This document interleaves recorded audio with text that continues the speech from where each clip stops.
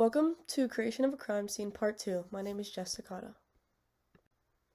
A potential homicide took place on Saturday, May 24th, 2025, around 10:45 p.m. The address is 111 Hollow Mill Lane in Indiana, PA. The incident took place inside the victim's garage. The victim, Brian Grossman, is a male, appeared to be in his mid-40s, and was found deceased on the garage floor upon arrival. The overview.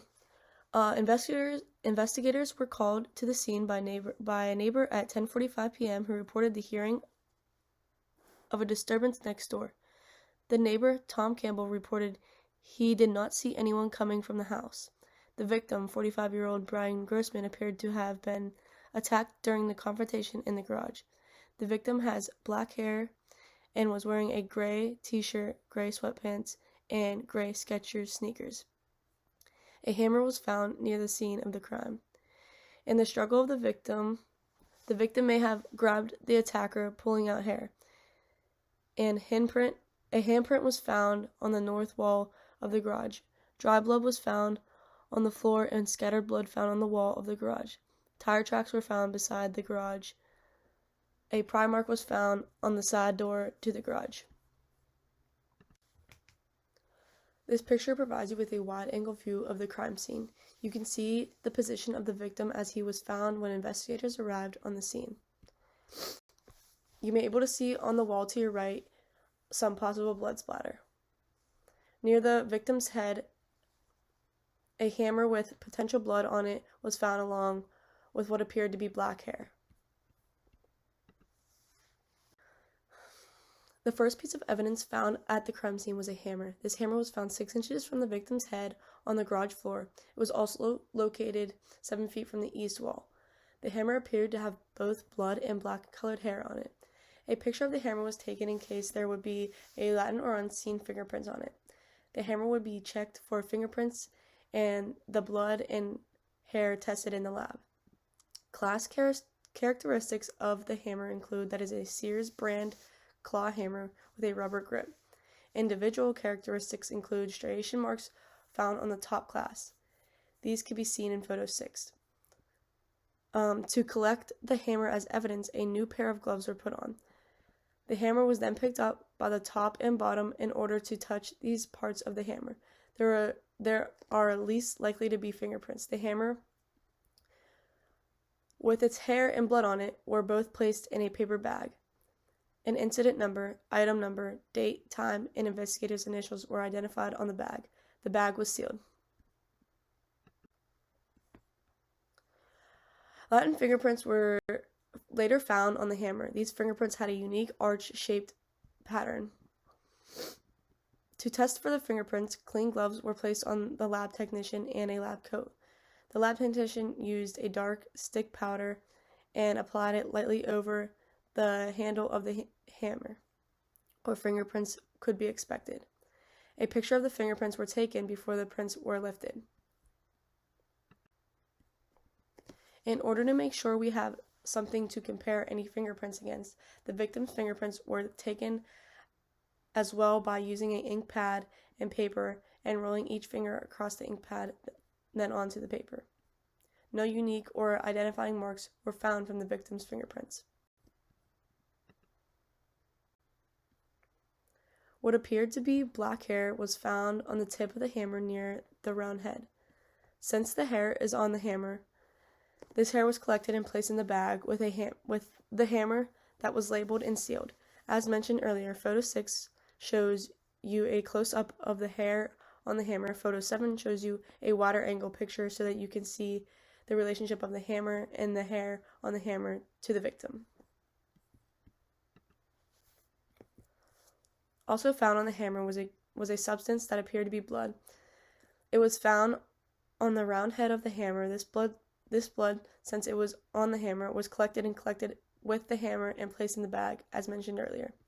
If you look closely at this photo, you can see a reddish substance on the end of the hammer head.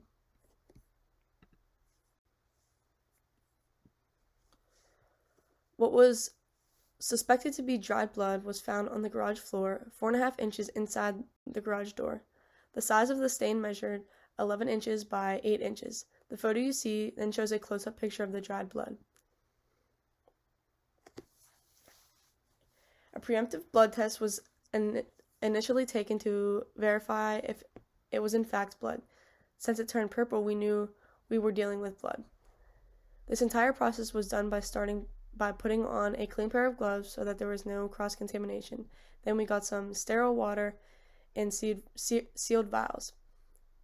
We opened up some clean, sterile swabs and moistened the swabs with the sterile water. We then found the heaviest concentration of the dried blood that was on the floor, and we wiped up and swirled the swabs in the blood so we could get as much as we could on the swab. The swab was then placed in an air-dry box and closed. It was labeled with the date, time, and time of collection, incident number, item number, and initials of the officer collecting the sample.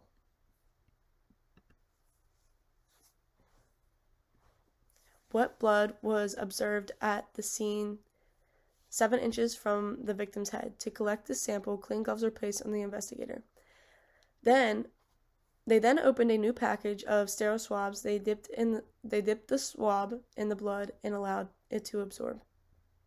They then packaged the swabs in a drying box, which allowed it to dry. The box was sealed and labeled with a date, time, collection, location, incident number, and the investigator's initials. It was then sent to the lab.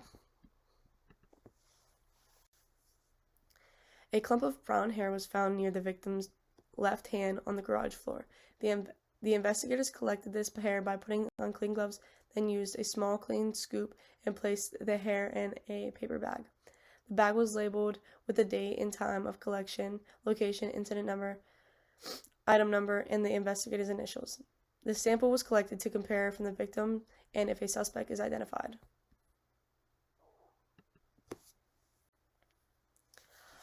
On the north wall of the garage, red-stained fingerprints were found. The investigators take both close-up and far-away photos of the fingerprints to use as a comparison against the victim or possible suspect. The close-up picture should provide you with any unique characteristics that may be found in the fingerprints. A preemptive blood test was taken to determine if the red stain on was the fingerprints what the fingerprints was blood. The victim's t-shirt was covered in what appeared to be blood, and this blood was still wet. So to collect this evidence, the investigators put on a clean pair of gloves, then took the entire shirt off of the victim. Since it was wet, the shirt can contain trace evidence such as skin cells or fibers, so it was folded into itself to preserve any of the trace evidence. It was then sealed in a bag with a date, time, item number, incident number, and the investigator's initials. The bag was sealed and taken back to the police station. Back at the police station, it was dried. This was done by placing paper underneath the drying rack. Then the shirt was opened up and placed on the drying rack. This way, anything that falls off the shirt falls into the paper where it will be collected. The shirt was allowed to dry for several days, where it was then repackaged. It was folded into itself again and then placed in a new paper bag. The old paper bag and the paper bag on the floor were then placed into this new paper bag.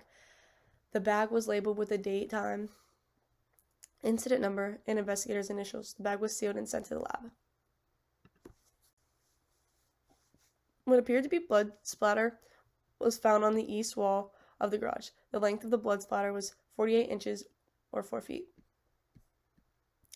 A preemptive blood test was taken to verify if it was blood. The picture you see shows the size and direction of the blood splatter. Since this sample was still wet, it was collected with a swab, then packaged in a drying box. Then it was sealed, labeled with the incident number, item number, date, time, and the investigator's initials. On the outside of the side door of the garage, pry marks were noticed in the wood frame of the door just below the locking mechanism. There was no evidence at the scene indicating what type of tool may have used to pry the garage door. The only tool found repeatedly at the crime scene was the hammer by the victim's head. Because the pry marks were part of a permanent door frame, Duracast was used to create a casting of the impression. This was done by taking a level spoonful of the Duracast and then taking the hardener and applying a straight line across the face of the spoon. The materials were then mixed in a paper container.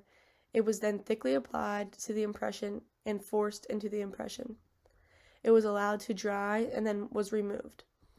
This provided a reverse impression of what was left behind by the tool. Class characteristics of the pry marks include prying type devices that made the impression in the wood. The prying device had a curved tip, as evidence of the curved mark can be seen in the picture. No individual characteristics were observed. It was noted during the investigation that there were tire marks in the dirt outside on the east side of the garage. Tire impressions were taken using casting materials. The tire pictures and impressions were also taken of the victim's car for comparison. The size of the victim's tires were noticed as well to be used as comparison. In these two photographs, a photo was taken of the victim's tire tread to compare to the tire marks left at the scene in the dirt. The measurements of the victim's tires were taken as well to use as reference. Here you can see a drawing of the crime scene. You can tell that the victim was found nearly laying in the middle of the garage. The location of the tire impressions are seen in item K on the east side of the garage. Several items were identified from the summary of the coroner's findings.